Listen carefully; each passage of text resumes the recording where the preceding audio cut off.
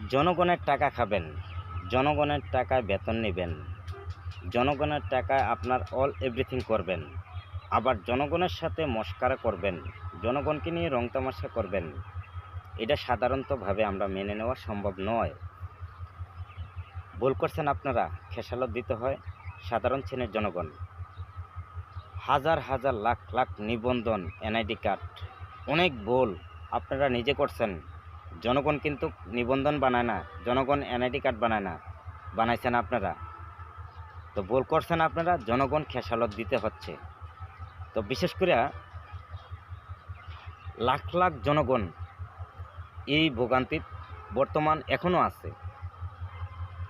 একটা নিবন্ধন সংশোধন করার জন্য, একটা এনআইডি কার্ড সংশোধন করার জন্য হাজার হাজার টাকা খরচ করছে, হাজার হাজার জুতা ক্ষয় করছে, পাওয়ের গিরার ক্যালসিয়াম কমাইছে। একবার চিন্তা করে দেখছেন জনগণকে নিয়ে? একবার আপনারা ভাবছেন? ভুল করছেন আপনারা, খেসালত দিচ্ছে জনগণ।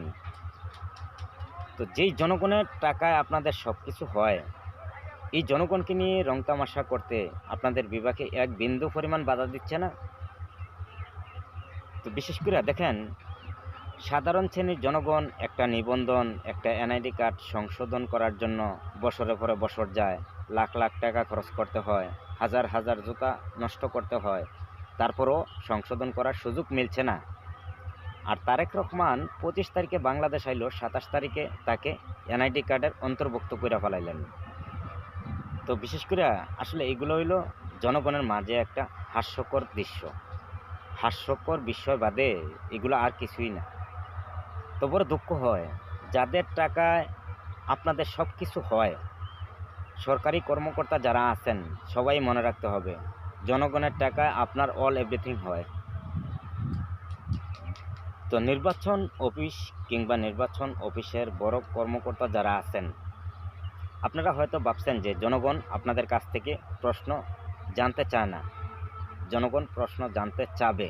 যেই দিন জনগণ প্রশ্ন জানতে চাবে, ওই দিন আপনাদের অস্তিত্ব থাকবে না।